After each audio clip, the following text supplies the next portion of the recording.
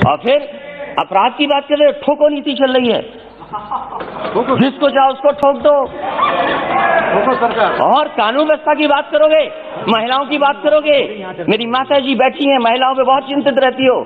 जाओ क्या हालत उत्तर प्रदेश में माताओं बहनों की, और अपने आंकड़े निकाल करके देखो। सभापति महोदय, जब मैं खड़ा होता हूं तो कोई न कोई शेर जरूर पड़ता है, 2 लाइनें जरूर पड़ता है। पिछली बार भी जब मैं खड़ा हुआ तब भी 2 लाइनें किसी ने पढ़ी, सामान्य सदस्य ने। सभापति महोदय, आज भी मैं खड़ा हो रहा था उससे पहले 2 लाइनें बोली गई। मैं उन 2 लाइनों के आगे अपनी 2 लाइनें जोड़ देता हूं, और वही देश की राजनीति है। वही रास्ता जो आज सत्ता में लोग हैं उन्होंने अपनाया हुआ है। मैं उनके साथ अपनी 2 लाइनें जोड़ता हूं कि जब तक पिछला कर्तव्य लोग समझ पाए, जब तक पिछला कर्तव्य लोग समझ पाए, एक तमाशा और खड़ा कर देता हूं।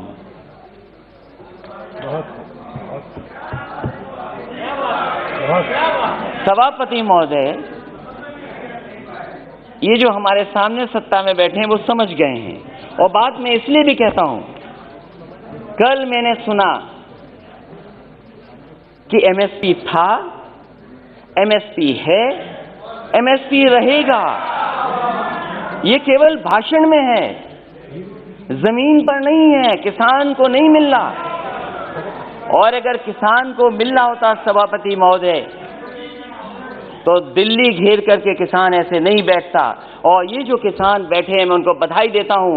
इन किसानों ने न केवल 2, 3, 4 स्टेट बल्कि पूरे देश के किसानों को जगाने का काम किया। मैं जिस प्रदेश से आता हूं सभापति महोदय, मैं इनसे जानना चाहता हूं कि उस प्रदेश की जनता ने 2 बार इनकी सरकार बनवाई है। 2014 में भी समर्थन मिला जनता का, 2019 में भी समर्थन मिला। मैं इनसे जानना चाहता हूं कि राष्ट्रपति अभिभाषण बोल रहे हैं, क्या जिस डिस्ट्रिक्ट से महामहिम राष्ट्रपति जी आते हैं, क्या उस डिस्ट्रिक्ट में एमएसपी किसानों का मिला है धान का कि नहीं मिला है? और जो लोग जो ये कह रहे हैं कि एमएसपी था, एमएसपी है, एमएसपी रहेगा, मैं उनसे जानना चाहता हूं, माननीय सदस्य से पूछना चाहता हूं कि बताएं जहां से वो चुन करके आते हैं, उस जिले में किसानों को धान का एमएसपी मिला है कि नहीं मिला है? इनके बोलने से मिल गया, लेकिन मुझे खुशी है सभापति महोदय, ये जो बोल रहे हैं, ये जो बोल रहे हैं, ये देश सुन रहा है, किसान देख रहा है। जहां के राष्ट्रपति महोदय हैं, उसके बगल का क्षेत्र हमारा है। उसके बाद केवल यही नहीं है, न जाने कितने गवर्नर उत्तर प्रदेश से बनकर के दूसरे प्रदेश में बैठे हैं। क्या वो गवर्नर साहब अपने गांव में जाकर के नहीं पूछते, जिले में नहीं जानकारी करते कि एमएसपी मिल रहा है कि नहीं मिल रहा उनको धान को? और मैं सभापति महोदय आपसे कहना चाहता हूं, ये भारतीय जनता पार्टी का नारा था कि हम किसानों की आय दोगुनी कर देंगे, और राष्ट्रपति महोदय के भाषण में भी लिखा है कि मेरी सरकार आज न सिर्फ एमएसपी पर रिकॉर्ड मात्रा में खरीद कर रही है, बल्कि खरीद केंद्रों की संख्या भी बढ़ा रही है। कहां खरीद केंद्र बने थे उत्तर प्रदेश में? मुझे खुशी है सरकार इन प्रयासों को, हमारे किसान अपने परिश्रम से और बढ़ा रहे हैं। और खाद्यान्न रिकॉर्ड, जहां पर से राष्ट्रपति आते हो, प्रधानमंत्री आते हो, डिफेंस मिनिस्टर आते हो, गवर्नर आते हो, सरकार बनवाई हो, उस प्रदेश में एमएसपी नहीं मिल रही। और क्या व्यवहार रहा है आपके, क्या व्यवहार रहा किसान, क्या व्यवहार है आपका, क्या व्यवहार रहा किसानों का? अब भारत के इतिहास में आएगा तो बताइएगा, भारत के इतिहास तो बताइएगा, प्लीज सब बताइएगा। भारत के इतिहास में ऐसा व्यवहार किसानों के साथ कभी नहीं हुआ सभापति महोदय। क्या क्या नहीं कहा गया किसान लोगों को, क्या नहीं कहा गया, अपमानित किया गया, और वो दिल्ली आकर के अपनी बात न कर दें। प्लीज माननीय मंत्री जी कुछ कहना चाहते हैं। जी सर, मुझे एक बहुत विनम्र आग्रह करना है आपके विचारार्थ। राष्ट्रपति जी के अभिभाषण पर धन्यवाद का एक चर्चा चल रही है सर। राष्ट्रपति जी की एक परंपरा होती है, प्रधानमंत्री गवर्नर सबके लिए कह रहे हैं, लेकिन राष्ट्रपति जी के जिले में एमएसपी मिला कि नहीं मिला, ये एक बार आप परंपरा को देख लें। इस तरह का संदर्भ मेरे 20 साल के संसदीय अनुभव में नहीं होता है। जी जी, वो भी मुख्यमंत्री रहे। आपने इंगित किया है, देख लेंगे। नहीं, मैं मंत्री जी ने ये बात राष्ट्रपति का संदर्भ नहीं ले सकते हैं। सभापति महोदय, अगर ये सभापति महोदय अगर ये कोई संदर्भ में नहीं आए, लेकिन कम से कम हम जाने तो सही। ओके ओके, देख लेंगे। ओके ओके, देख लेंगे लिखा है। कंटिन्यू सर, राष्ट्रपति that's all I am telling. स्वागत है, प्लीज बगल की स्वागत है, बैठ जाइए। वो मुख्यमंत्री रहे हैं, वो भी जानते हैं, मुख्यमंत्री रहे उत्तर प्रदेश के। जी, ऐसा व्यवहार किसानों के साथ कभी नहीं हुआ, और कितना अपमानित किया गया उनको, क्या क्या कह करके नहीं बुलाया गया उनको। और ये जो तीनों कानून है वो केवल इतना चाहते हैं, जब ये सरकार कह रही हम किसानों के लिए कानून बना करके लाएं, अगर किसान उन कानून को नहीं स्वीकार कर रही है तो सरकार क्यों नहीं कानूनों को वापस लेती है। जिनके लिए ये कानून बना है, जिनके लिए कानून बना है वो कानून नहीं चाहते हैं, तो सरकार को आखिरकार कौन रोक रहा है। और क्या ये आरोप ठीक नहीं है कि कॉर्पोरेट घराने को लिए आपने कारपेट बिछा करके इन कानूनों को लाने का काम किया आपने। आप जनता से चुनकर के आते हैं, जनप्रतिनिधि बन रहे हैं, लेकिन लगता यहां पर है सदन में बैठ करके आप धन प्रतिनिधि बन करके आए हैं। और क्या कहते हैं आप, जो लोग आंदोलन कर रहे हैं उनके लिए आप क्या कहते हैं।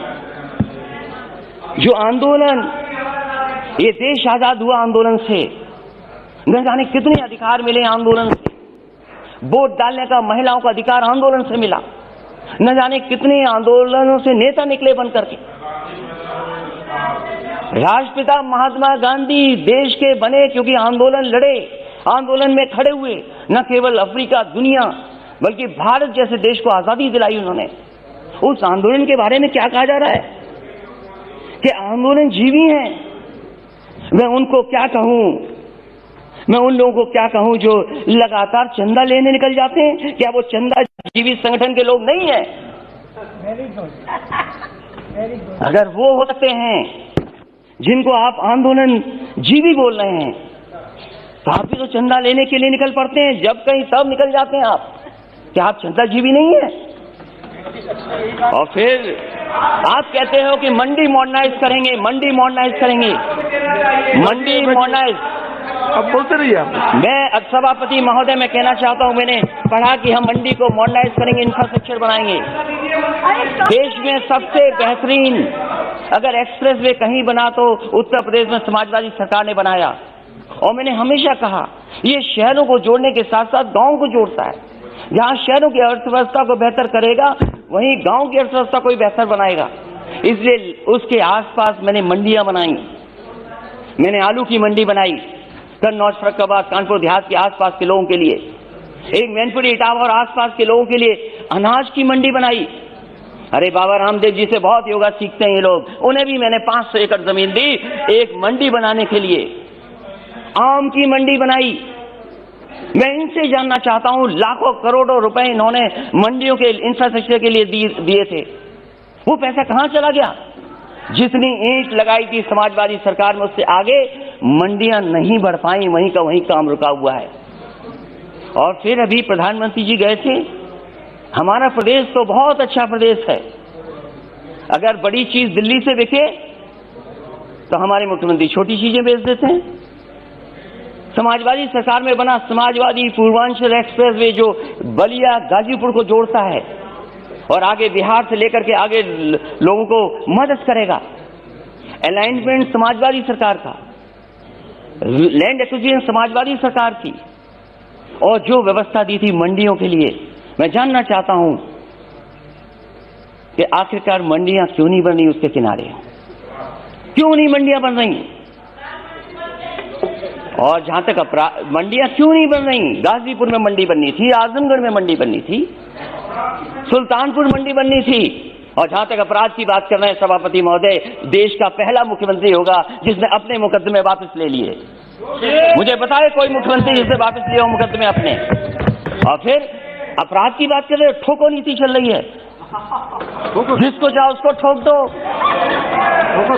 और कानून व्यवस्था की बात करोगे, महिलाओं की बात करोगे। मेरी माता जी बैठी हैं, महिलाओं पे बहुत चिंतित रहती हो। जाओ क्या हालत उत्तर प्रदेश में माताओं बहनों की, और अपने आंकड़े निकाल करके देखो क्या आंकड़े हैं। सबसे ज्यादा अपराध अगर कहीं हुआ है तो महिलाओं के साथ अपराध उत्तर प्रदेश में हो रहा है। तो इसलिए सभापति महोदय मैं कहना चाहता हूँ, राष्ट्रपति जी के अभिभाषण पर बोलिए ना। सभापति महोदय दूध की भी बात हुई, दूध की बात हुई, बैठिए। कुछ सभापति महोदय दूध की भी बात हुई, प्लीज बैठ जाइए। मैं इनसे जानना चाहता हूँ, उत्तर प्रदेश सरकार ने जब समाजवादी सरकार थी तो गुजरात का अमूल प्लांट वहां लगाए, 5-5 लाख लीटर के 2 प्रोक्योरमेंट के प्लांट लगे। मदर डेयरी का प्लांट लगा, प्रोक्योरमेंट बढ़ा, प्रोडक्शन बढ़ा। 4 साल गुजर गए, एक नया प्लांट मिल का नहीं लग पाया। और दुख तो तब होता है जब लखनऊ के प्लांट में, अमूल में, वहां के लोगों का दूध नहीं प्रोक्योर हो रहा, गुजरात से आकर के प्रोक्योर हो रहा है दूध वहां पर। सरकार बनाए उत्तर प्रदेश, लाभ किसको मिले? इसलिए सभापति महोदय, समय मेरे पास आपने कम दिया, मैं धन्यवाद देता हूं, लेकिन मेरी यही गुजारिश है कि जहां किसान की जान चली गई है, मैं श्रद्धांजलि देता हूं, उनके परिवार के लोगों को नौकरी मिले। ये ऐसा दुर्भाग्य है जहां किसान अन्नदाता हमारा बैठा और सरकार नहीं सुन रही। और अहंकार तो बड़े बड़ों का नहीं बचा।